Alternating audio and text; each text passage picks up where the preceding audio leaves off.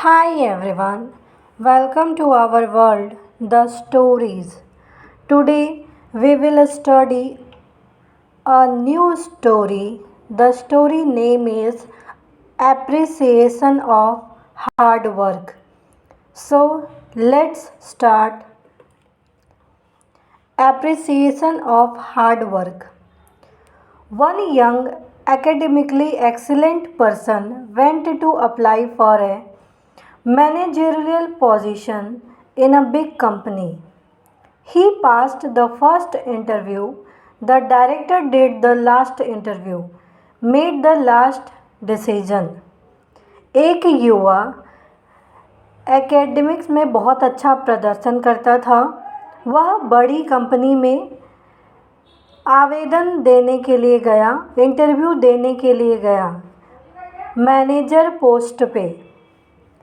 उसने पहला इंटरव्यू पास किया और आखिरी इंटरव्यू के लिए डायरेक्टर ने कहा कि वो लास्ट में डिसीजन लेंगे। The director discovered from the CV that the youth's academic achievements were excellent all the way from the secondary school until the postgraduate research. Never had a year when he did not score. जब director ने उसका CV देखा तो CV में उसने secondary school से लेकर post graduate तक बहुत ही अच्छा प्रदर्शन किया था और ऐसा कोई वर्ष नहीं था जब उसने अच्छा स्कोर नहीं किया हो। The director asked, did you obtain any scholarship in school? Director ने पूछा, क्या आपने स्कूल में कोई छात्रवृत्ति प्राप्त की है, स्कॉलरशिप प्राप्त की है? The youth answered, none. उस युवक ने उत्तर दिया कि कोई नहीं। The director asked, was it your father who paid for your school fees? फिर से डायरेक्टर ने पूछा, क्या यह आपके पिता थे जिन्होंने आपकी स्कूल की फ़ीस का भुगतान किया या जिन्होंने पे किया? The youth answered, my father passed away when I was 1 year old. It was my mother who paid for my school fees. The director asked, where did your mother work? जब निर्देशक ने पूछा, डायरेक्टर ने पूछा कि क्या यह आपके पिता थे जिन्होंने आपके स्कूल की फ़ीस का भुगतान किया? तब युवक ने उत्तर दिया कि जब मैं 1 साल का था तब मेरे पिताजी का निधन हो गया था और मेरी माँ जिसने मेरे स्कूल की फ़ीस का भुगतान किया है। तब डायरेक्टर ने पूछा, तुम्हारी माँ कहाँ काम करती थी? The youth answered, my mother worked as clothes cleaner. युवक ने उत्तर दिया कि मेरी माँ ने कपड़े साफ करने का काम किया है। The director requested the youth to show his hands. Director ने ये रिक्वेस्ट किया, अनुरोध किया कि आप अपने हाथ दिखाओ। The youth showed a pair of hands that were smooth and perfect. उस युवक ने अपना हाथ दिखाया दोनों, जो कि बहुत ही सॉफ्ट था, स्मूथ था, परफेक्ट था बिल्कुल। द डायरेक्टर आस्क्ड, तब उस डायरेक्टर ने पूछा, have you ever helped your mother wash the clothes before? क्या आपने पहले कभी अपनी माँ को कपड़े धोने में मदद की है? द यूथ आंसर्ड, उस युवक ने उत्तर दिया, नेवर, कभी नहीं। My mother always wanted me to study and read more books. मेरी माँ हमेशा चाहती थी कि मैं अधिक से अधिक किताबें पढूं। Furthermore, my mother can wash clothes faster than me.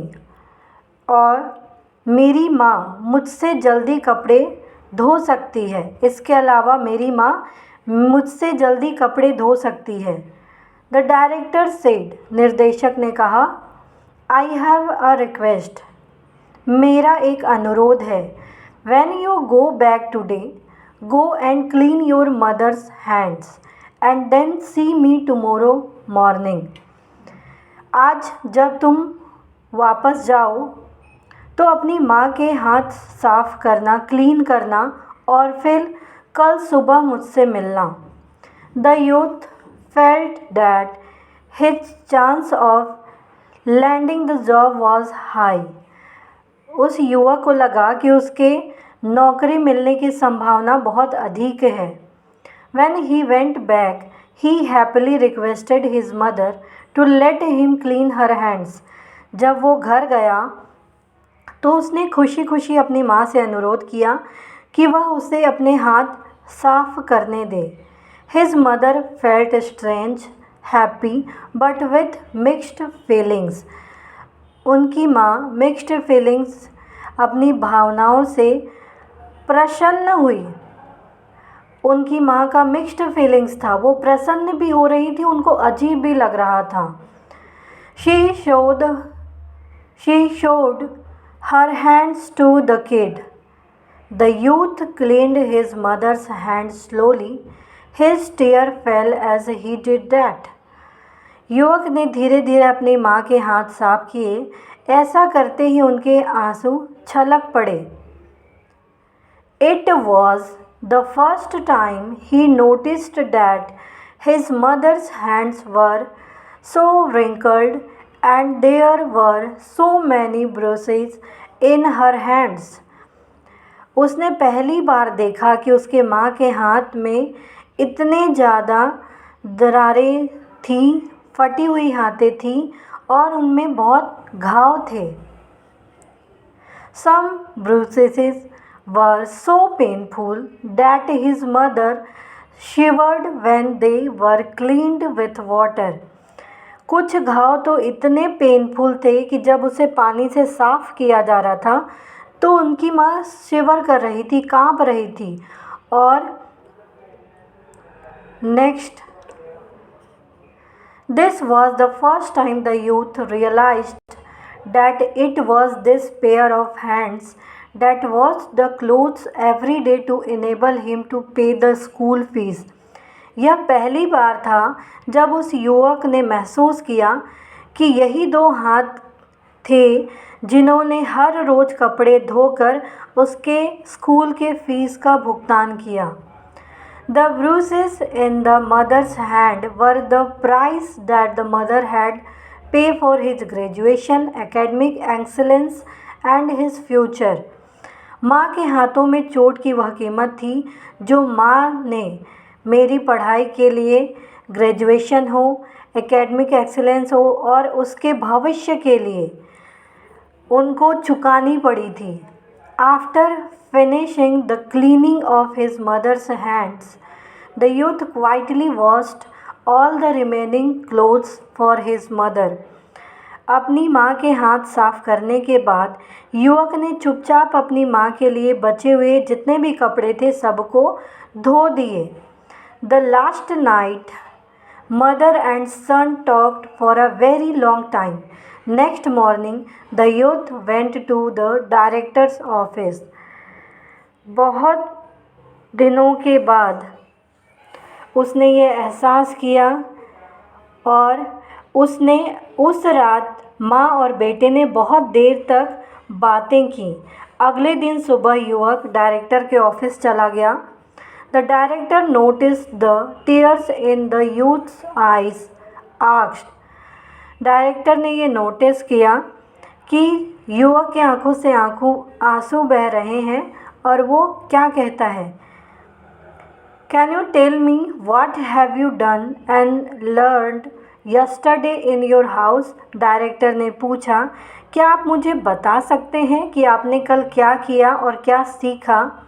The youth answered. और उस युवक ने उत्तर दिया, I cleaned my mother's hand and also finished cleaning all the remaining clothes. मेरी माँ का हाथ साफ किया और बाकी सभी कपड़े भी साफ कर दिए. The director asked, Please tell me your feelings. Director ने पूछा, कृपया आप मुझे अपनी भावनाएं बताएं, अपने फीलिंग्स बताएं. The youth said, युवक ने कहा, number 1, first number, I know now what is appreciation. अब मुझे पता है कि प्रशंसा क्या है। Without my mother there would not the successful me today. मेरे माँ के बिना आज मैं सफल नहीं होता। Number 2, by working together and helping my mother only I now realize how difficult and tough it is to get something done. एक साथ काम करने और अपनी माँ की मदद करने से अब मुझे ये एहसास हुआ कि कुछ हासिल करना कितना मुश्किल और कितना कठिन होता है। Number 3, I have come to appreciate the importance and value of family relationship. Number 3, मैं पारिवारिक संबंधों के महत्व और उनके मूल्य को किस प्रकार से अप्रिसिएट करना चाहिए इसके इम्पोर्टेंट को समझ पाया। द डायरेक्टर ने कहा, this is what I am looking for to be my manager. मैं यही चाहता था कि मैं अपने मैनेजर में ये सारी चीज़ें देखूं। I want to recruit a person who can appreciate to help of others, a person who knows the sufferings of others to get things done, and a person who would not put money as his only goal in life। उन्होंने कहा कि मैं एक ऐसे व्यक्ति को लेना चाहता था, उसकी भर्ती करना चाहता था जो दूसरों की मदद की सराहना करे, एक ऐसा व्यक्ति जो दूसरे के कष्टों को जानता हो, समझता हो, एक ऐसा व्यक्ति जो काम करना चाहता हो, अपने गोल को अचीव करना चाहता हो। जीवन में पैसे को एकमात्र लक्ष्य के रूप में रखो, पूरी ज़िंदगी को सिर्फ पैसे के ही हिसाब से नहीं चलाओ। यू आर हायर्ड, आपको चुन लिया जाता है, आपको काम पर रखा जाता है। Later on, this young person worked very hard and received the respect of his subordinates. Every employee worked diligently and as a team. The company's performance improved tremendously. बाद में इस युवक ने बहुत मेहनत किया और अपने अधीनस्थों का सम्मान प्राप्त किया, सबऑर्डिनेट्स का सम्मान प्राप्त किया और प्रत्येक एम्प्लॉय ने बहुत ही मेहनत से, लगन से काम किया, एक टीम बनाकर काम किया। कंपनी ने इसके कारण बहुत अच्छा ज़बरदस्त प्रदर्शन किया, उसमें बहुत सुधार हुई। तो moral of the story is, if one does not understand and experience the difficulty it takes to earn the comfort provided by their loved ones, then they will never value it. The most important thing is to experience the difficulty and learn to value hard work behind all the given comforts. यदि कोई अपने प्रियजनों द्वारा, अपने family द्वारा, अपने relatives द्वारा प्रदान किए गए आराम को अर्जित करता है, उसे पाने में जब उसको कोई कठिनाई नहीं होती है, तो उसे कभी भी इस चीज़ का इम्पोर्टेंस नहीं पता होगा। अगर चीज़ें बहुत आसानी से मिल जाएंगी तो उनका इम्पोर्टेंस पता नहीं होगा। तो सबसे इम्पोर्टेंस ये है कि हम डिफ़िकल्ट को अनुभव करें, एक्सपीरियंस करें कि कठिनाई क्या होती है, और जो भी लोग हमें मदद करते हैं उनकी कड़ी मेहनत को हम महत्व दें, उनको इम्पोर्टेंट दें।